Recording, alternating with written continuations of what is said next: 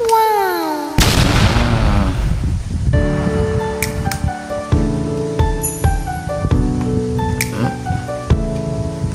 Nó sáng không?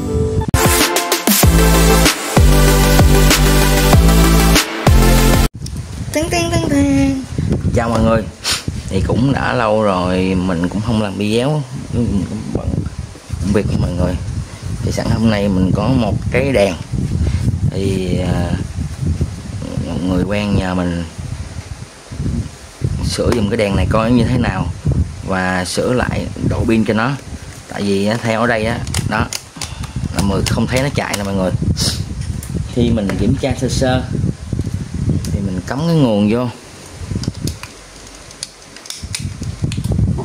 cắm cái nguồn vô, có cái nguồn nè, thì mình cắm vô đây á thì nó mới lên nha mọi người. Đó, nó báo sạc pin nè.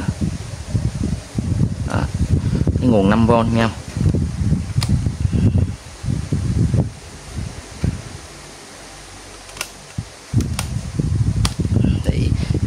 Thì chắc chắn này nó bị chết pin trong đây, là mình không biết ở trong nó xài pin hay là xài ắc quy nha. Thì theo mình nghĩ thường nó sẽ ắc quy. Thì bây giờ không nói nhiều nữa, mọi người hãy cùng theo chân mình mở ra khám phá nó trông như thế nào nha mọi người. Rồi, dùng cái này mình lấy nó ra.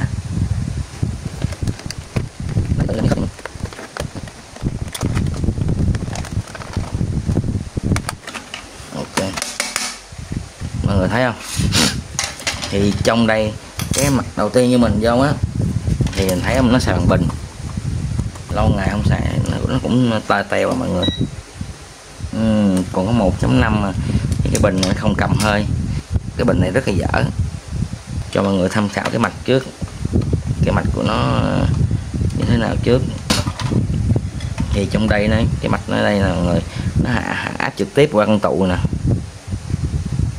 qua con diode cầu này, xong rồi nó ra đây áp trực tiếp từ qua con tụ này nè, nó giảm áp xuống đây, nó qua con tụ này, nó xuống, nó sạc cho cái này. Thì cái mạch đây, cái mạch thả áp trực tiếp này đó, nó không có báo điện áp nha, dạng như là bao nhiêu nó ngắt nha, nó cứ bơm đầy sạc như nhiều sẽ mau hư nha mọi người. Nói chung là này rất là nguy hiểm, mọi người không biết. Thì ở đây mình cho mọi người xem nè, đó mọi người thấy không, nó ra là 5V 18, là cái bình là bình 5V nè.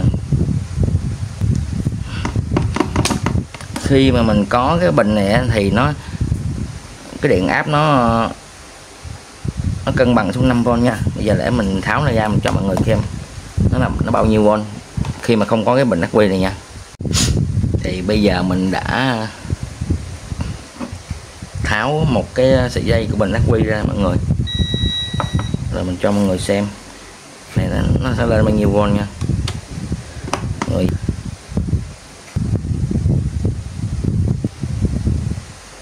5,23V. Ồ, vậy là ok. Để mình bớt cái này bài hát trực tiếp rồi, nó có qua một cái mạch đó mọi người. Nhưng mà cái dòng này nó rất là yếu nha mọi người, không thể nào mình sạc cho cái pin được nha. Sạc cho cái pin này phải ở trước là 1A trở lên.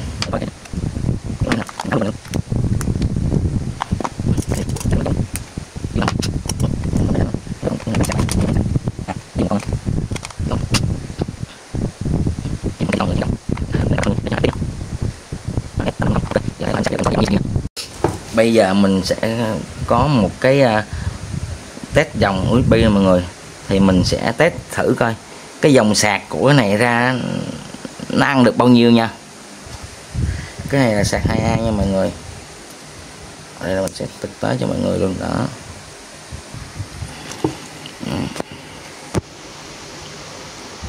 Nó sạc cao nhất là 0,038A, là chưa được 0,1A đó mọi người. Thì mọi người nghĩ đi, sạc cái kiểu này á là lâu lắm nha. Cái sạc phải 2 ngày cũng chưa đầy 3 cục pin vậy nữa nha mọi người, 2 cục 3 cục nha.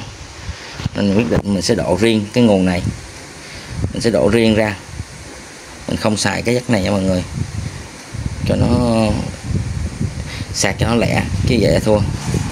Rồi mình tiến hành làm nha mọi người. Bây giờ mình đã tháo này cả nha mọi người. Đó thì ở đây nó có hai con tụ, có một con tụ này nè, và cái độ sạc jack số 8 nè mọi người, ở đây nè. Thì mình tháo ra nó không có xài đó nha mọi người. Thì cái dòng của nó sạc rất là chậm, như mọi người cũng thấy rồi đó, như vậy.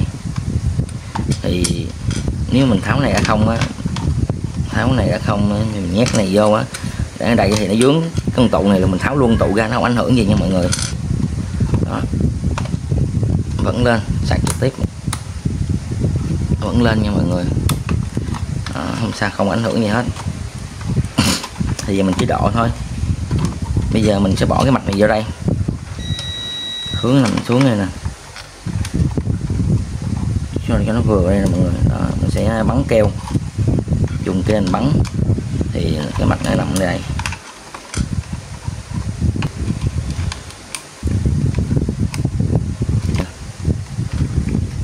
Đó, thì mình bắn keo lại thì xài hai cái này được luôn.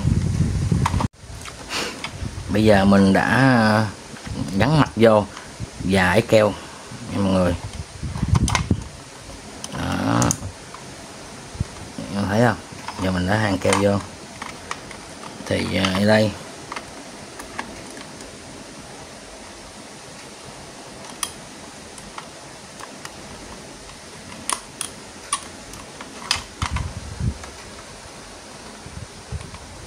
mình cũng có cái viên pin, mình hàng dây này mọi người, tại mình không có mấy cái để kia mình lấy băng keo dán đỡ,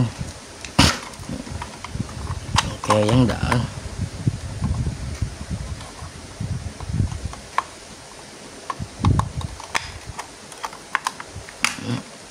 Vậy mình ướm vô đây,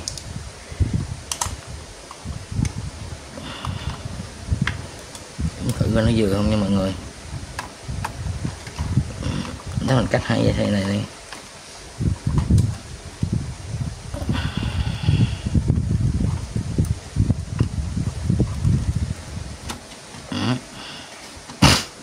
Mình chỉ để vậy thôi, là nó vừa vậy thôi. Ngoài ra là hết rồi nha mọi người, hết để được rồi đó. Thì ở đây mình sẽ nói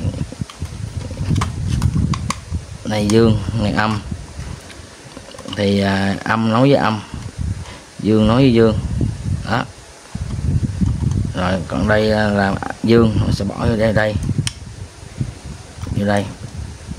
Âm mình nói vô đây là xong nha mọi người. Thôi ngay đồng nữa mình sẽ làm nha.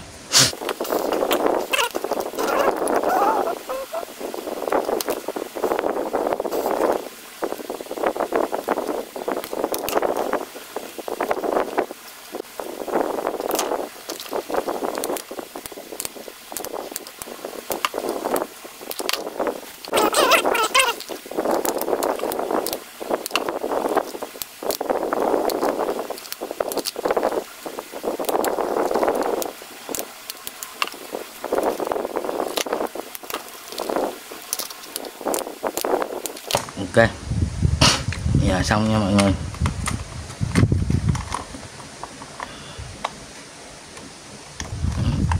Cho mình thử coi lên không. Ok, ok.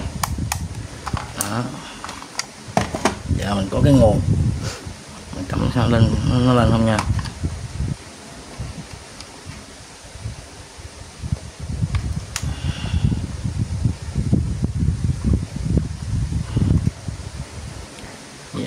Ok. Đó, vậy là ok nha mọi người. Đó, bây giờ mình chỉ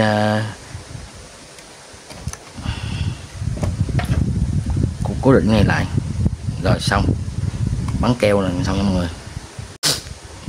Cuối cùng thì mình đã làm xong nha mọi người. Đó, mình dùng keo nè, mình bắn ráp này lại. Đó, tuy nó tay nghề mình không được đẹp lắm nhưng mà cũng kệ mọi người ơi.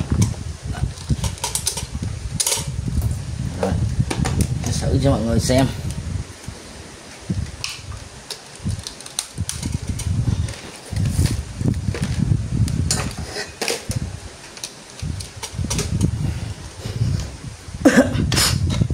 Ở đây mình có một cái USB đèn nha, thì đó mình đã khép lại mà mình bấm cho nó bít cây luôn mọi người.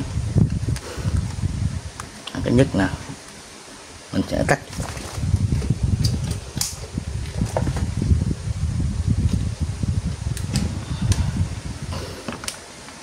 Đó. Đây là trên cùng là nút sáng mờ, tiết kiệm mà cái hai nút sáng nha mọi người. Đó, sáng lắm nha. Đó, nút tắt. Và đây cái quan trọng ở đây nè mọi người, đây là chân sạc, chân cấp nguồn ra, sạc pin vẫn được nha mọi người.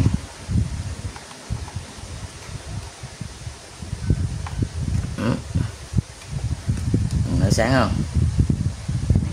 Nó tiện lợi nha. Cái này sạc pin vẫn được nha mọi người. Đó.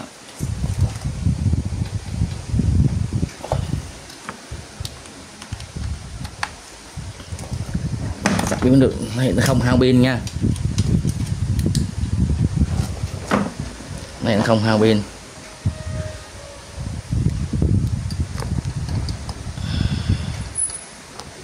Rút ra. Nó tiện lợi, nó vừa làm sạc USB luôn. Và ở đây mình có một cái nguồn sạc trực tiếp nè, sạc nè. Đó, sạc cũng được nha. Hai cái sạc, một sạc vô, một sạc ra. Đây là trực tiếp cũng được nha mọi người. Không nói mình sạc cái này cũng được. Đó, rút ra mình sạc hai cái vẫn được nha. Cái này thì mình sạc cho nó. Đó, mọi người thấy chớp không? Đó, cái chớp mờ mờ đó. Vậy là quá ok nha mọi người. Thì qua đó mình đã độ pin thành công cái đèn sạc cầm tay trong mùa mưa gió bão này nha, rất tuyệt vời nha mọi người. Mọi người xem hay ủng hộ mình một like, một chia sẻ, một cái kênh để mình có nhiều lực làm nhiều cái video, nhiều cái chế cháo sữa nhiều cái hơn nha mọi người ơi. Thân ái chào tạm biệt mọi người.